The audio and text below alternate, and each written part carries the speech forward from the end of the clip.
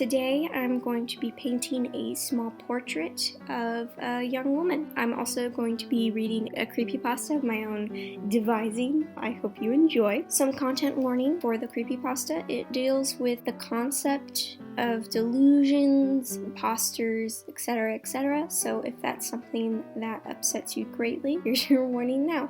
Oftentimes, I post my final drafts of my creepypastas to Reddit, so I will go ahead and link below where you can find that in case you wanted to read along or you wanted access to them early. That's usually where I post them as soon as I finish writing them. The painting came out pretty okay. I definitely don't hate it. There are some things that I would definitely change, but I think at the end of the day it was a good painting, you know? Pretty solid and excellent practice for painting on small canvases because I've been doing rather large ones recently, so it was fun to go back to what I started off on, which was very small canvases. I will also be posting the finished painting product to my Instagram if you wanted a higher quality photo of it, and if you wanted to see some of the fun stuff I post on there as well. I hope you're somewhere safe and cozy, perhaps with a delicious warm drink in a mug, and now I'm going to read my creepypasta while you watch me paint a portrait.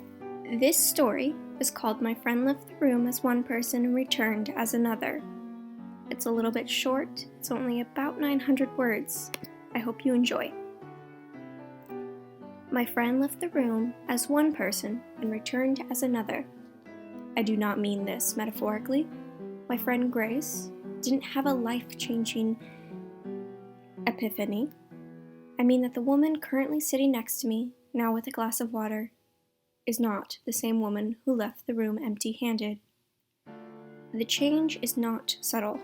While this woman and Grace may look similar, perhaps they might be relatives, they are not identical. They both may have blonde hair and blue eyes that are the same shape, but their noses are completely different.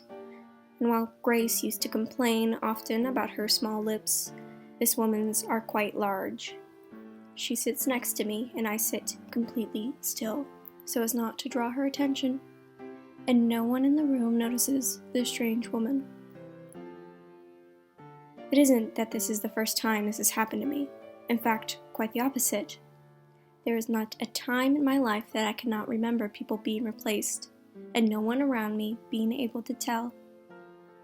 I was the only one who did not recognize the woman who returned to the classroom after recess. Mrs. McLean didn't have round eyes, and her hair was much lighter than the new woman's. My best friend of 11 had been confused when I asked her if her mother had remarried. I sit next to Grace and watch her scan the room, almost bored with her surroundings, as I typed this on my phone, careful to make it seem as though I am texting my overbearing mother.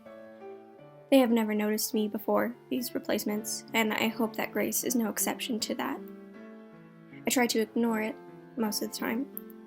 I understand there is a large chance I am some new kind of crazy and would rather not spend the rest of my days in a mental asylum. The obvious answer is delusion. Odd, since I have suffered no major trauma and have no genetic disposition, but much more realistic than the alternative. Perhaps I could find it in myself to believe that, if not for a few things. First being that photographs proved that these replacements were not identical, and secondly being that while no one else could see it, they could still tell that something is wrong. Scrolled through posts by mothers claiming concern for their child's new behavior, only to post pictures of two different people. The third reason I find myself trusting my eyes is perhaps more gruesome. Mrs. McLean had murdered her third period class. My best friend and her family had disappeared under mysterious circumstances. I think the others are concerned about the time spent on my phone. I try to shrug the attention off, but I fear her eyes have already locked on me. I look up, expecting her to be facing me, but Alice had made the mistake of asking Grace if she's feeling well. Alice was always intuitive. Grace stares at her instead. My relief is tinted with guilt. I've never seen one this up close before. I cannot understand how others haven't noticed yet. Before I thought it was odd they could not tell that this wasn't Grace. Now I am unsure of how they cannot tell that this is not human. Her teeth are slightly too sharp and her skin looks too perfect. Like a badly photoshopped makeup commercial. I hope whoever is reading this sees now why I elected to come clean. Maybe I'm not the only one who notices, who sees them. I like to think of myself as safe, allowing myself silence of my affliction as I wasn't a danger to myself or others. But I suppose I had been a danger. I had seen and done nothing. I was a coward. Alice is crying now. I have attempted to tune out my small group of friends as I typed, but I cannot ignore her sobs. She seems to be the most affected out of the group, but she is still unaware of the reason for her tears. I imagine the tears are a subliminal response to the fact that the woman has begun to speak. Her voice is much too soft and floaty to be Grace's, and some part of Alice must have noticed. I didn't realize till the girls began to question me as well that I have also begun to cry. I suppose that explains why it's getting harder to type.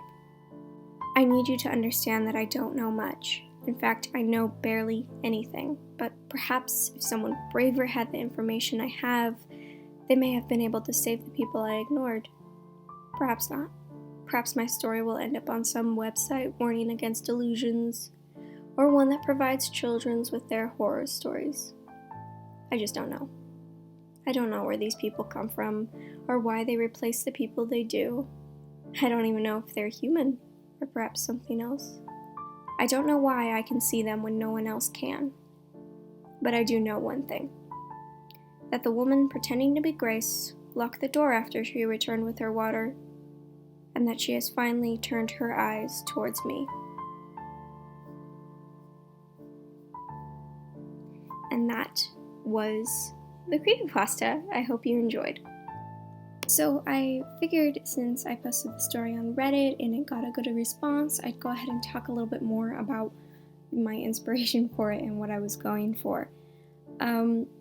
It was actually inspired a little bit by the Magnus Archives and their concept of the stranger, or, the not people almost.